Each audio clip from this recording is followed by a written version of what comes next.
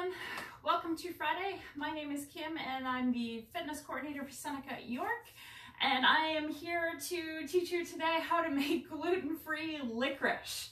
I know we have a series called the Be Well Live series. I am renaming today to the Unwell Live series. And also it's supposed to be Fun Friday. I'm just going to call it, hey, Sugar Fridays. So disclaimer, I did try to make this as healthy as I could.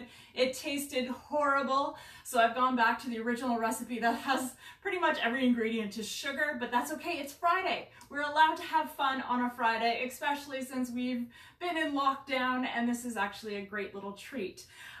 So if you're like me and you're not allowed to have gluten in your diet, one of my favorite treats growing up as a kid was licorice, and unfortunately licorice does have that in it, and I haven't been able to enjoy it as a treat anymore. So I looked up how to make it without gluten in it, and it's actually pretty cool, but like I said, very unhealthy because every ingredient is sugar. But that is okay because it's Fun Fridays. All right, to get started, what we're going to do is you need a whole bunch of sugar ingredients, but they're not that hard to find. The one thing that's the most difficult to get your hands on is cherry flavoring. I found it at the bulk bar, and you actually get a really good bottle, and you don't use a lot of it, so you get to keep it a lot.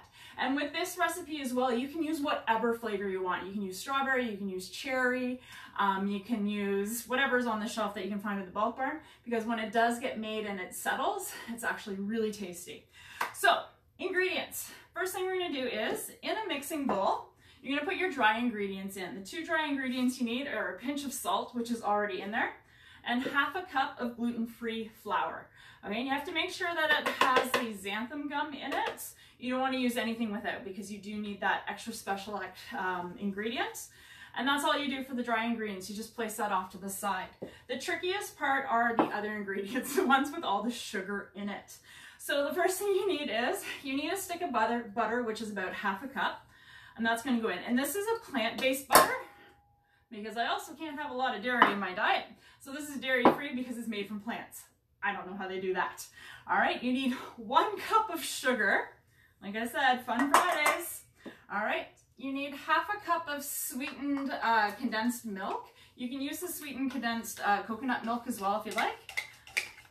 And that's gonna go in there. You wanna get out as much as you can. All right. And then the next one is sugar in the raw. So you need liquid sugar.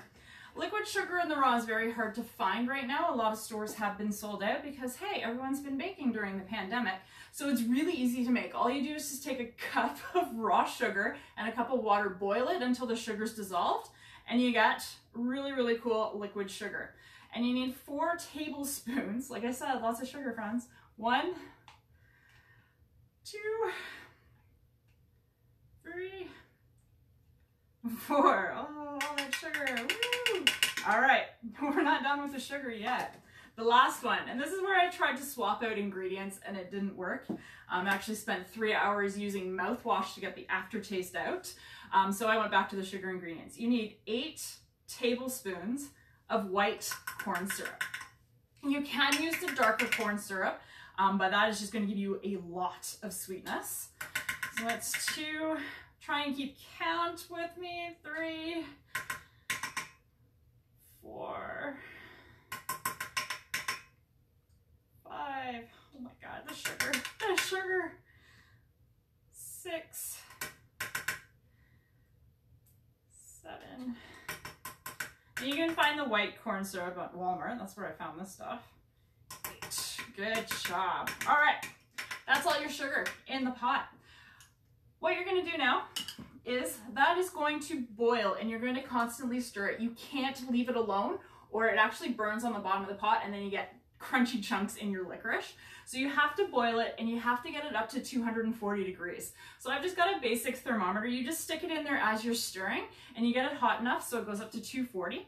So that is going to boil. Bzz, bzz, bzz, bubble, bubble, bubble, bubble. All right, my sound effects. Now that it's been boiled, what you're going to do is you get this really golden looking soup.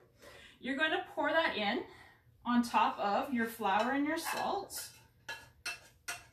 Oops, a little bit of burn in there. I'll get those So like I said, you have to make sure that you're constantly stirring it when it's boiling, or you do get little granules of chunks in there.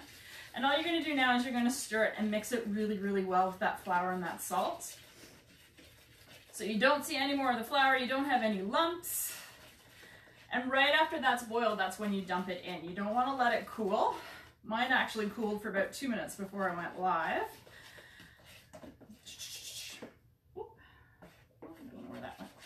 And just stir it up. All right, so now you've still got that golden stuff with the flour in there. This is where you're gonna give it the flavoring and the color.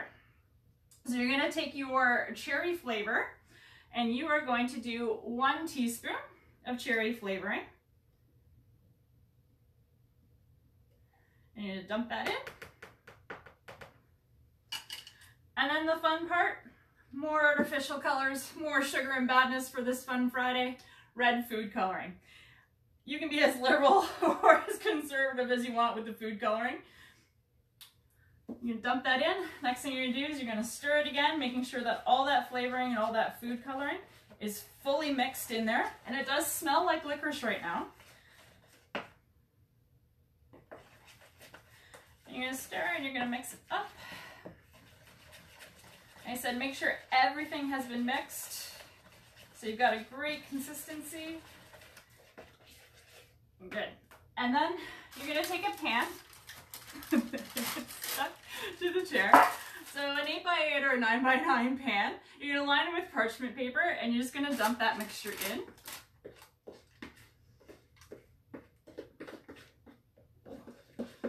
Make sure you mix it good. All right, so that's going to go in. You're going to spread it out so it's in all the corners. Such a mess. You can grease the pan as well if you don't want to use the parchment paper. It's just easier to pull the substance out once it's solidified, and then you don't have a pan to clean up that's really messy either. All right, so there you go.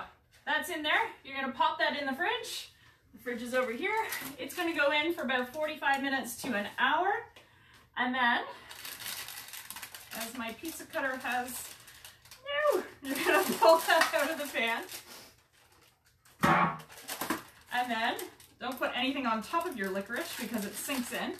What you're gonna do is, you're just gonna cut, or trim, you can trim the pan, and then you're just gonna cut pieces off with a pizza cutter and pull it up. You're gonna take it, yes, you're gonna use your fingers, you're gonna give it a twist, and there you go, you got licorice. If anyone's ever had Laffy Taffy before, it's got the same taste and kind of the same consistency to it. It's not hard like the Twizzlers candies that you get out of the package, because those have been in the package for a while. But it's nice and soft, nice and chewy, and it's a nice little treat to have on a weekend. And it's completely gluten-free, which is awesome. Thank you so much for tuning in to my fabulous sugar-filled Friday on our very unhealthy Be Well lives today. I hope everyone has a great weekend. Stay safe, stay healthy, stay active, and enjoy a treat. Have a great day, guys.